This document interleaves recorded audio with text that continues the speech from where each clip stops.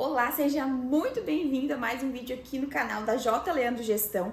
E hoje eu vim trazer um assunto extraordinário, mas que talvez, claro, isso nem passa aí na sua realidade, né? Talvez você nunca sentiu estresse, você nunca se sentiu meio apático, assim, abatido. Talvez essas situações aconteçam apenas aqui comigo e com o Jonatas como empresários.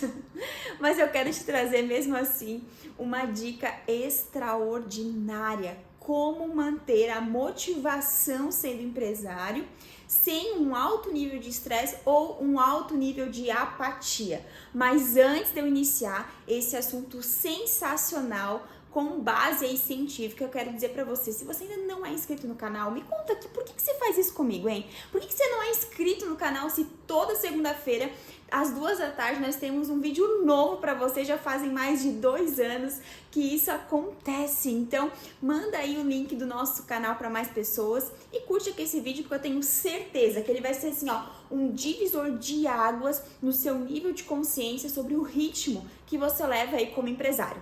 Bora lá? Bora lá então, vamos entender sobre o que causa um nível de estresse e um nível de apatia nos empresários. Gente, quero trazer para vocês a primeira referência desse conteúdo. É um conteúdo que eu venho estudado aqui na base de ensino da Febracis e para mim foi disruptivo quando eu ouvi sobre esse assunto, como eu aprendi sobre isso e muita coisa fez sentido no mundo empresarial. Por quê?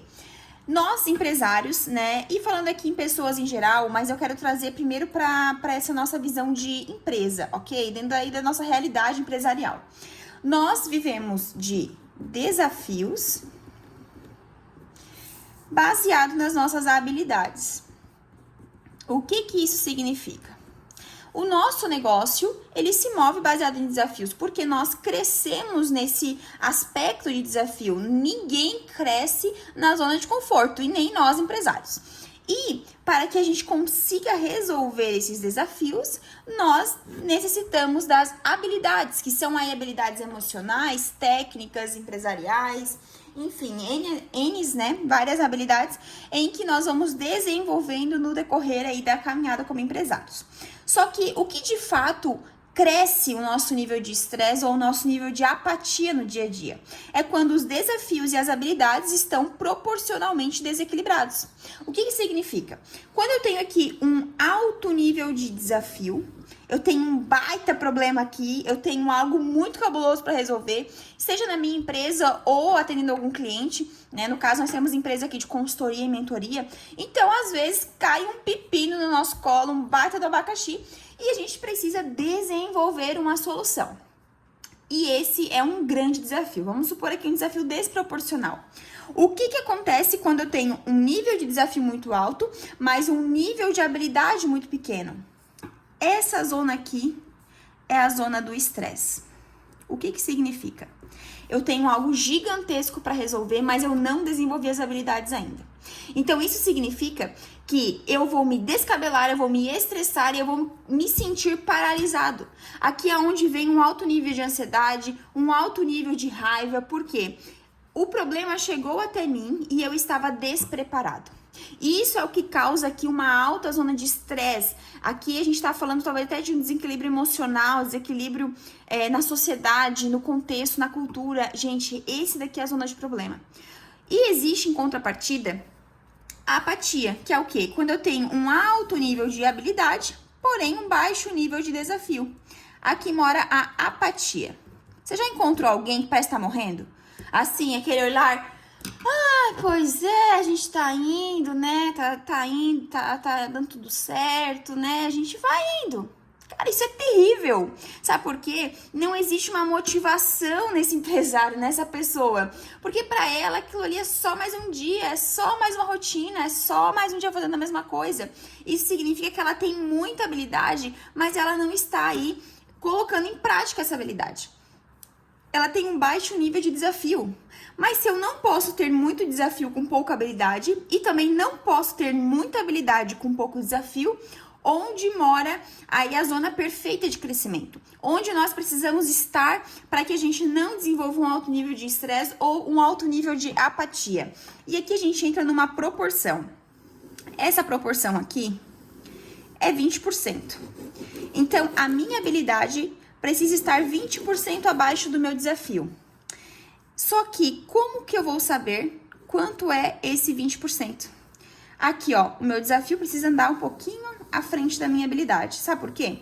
Se for reto, eu não me desenvolvo. Não tenho por que eu desenvolver uma nova habilidade se o desafio que eu tenho eu já consigo resolver. Só que se for o contrário também, eu não sei nem por onde começar. Então, como a gente descobre esses 20% aqui a mais? Abrindo metas SMART. Alguém já ouviu falar sobre metas SMART? Específicas, mensuráveis, atingíveis, relevantes e temporais.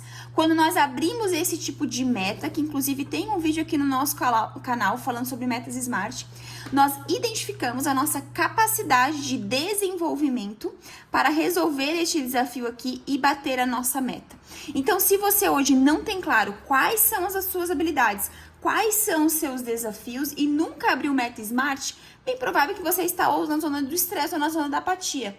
Ou você acha que você não consegue resolver nada, ou você acha que nada é interessante, que não vale o seu dia. Então, eu quero te convidar, primeiro, conheça as suas habilidades. No que você é bom. Como pode fazer dinheiro com isso? Fazer dinheiro. Porque às vezes nós somos muito bons em algo e nós não fazemos dinheiro com isso na nossa empresa. E aqui a gente está deixando dinheiro na mesa porque nós já temos a habilidade para resolver o problema ou realizar o sonho de alguém. E no mínimo isso é injusto. Injusto com quem está lá querendo realizar um sonho e resolver um problema. Porque se eu já tenho habilidade para fazer isso e estou me privando de vender o meu serviço ou o meu produto, eu estou sendo egoísta, gente. No mínimo egoísta. Outra pergunta. Quais são aqui as minhas características? Características. O que são características? Aqui a gente está falando de perfil comportamental. Se você não sabe comportamental, qual o seu perfil comportamental, você está deixando dinheiro na mesa. Qual é aqui o seu temperamento?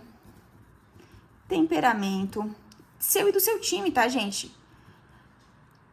Aqui, a minha formação e por aí vai. As nossas habilidades estão escondidas nas nossas características. Porque eu tenho um perfil comportamental influente. O que significa? Sou muito boa com comunicação. Eu gosto de comunicação.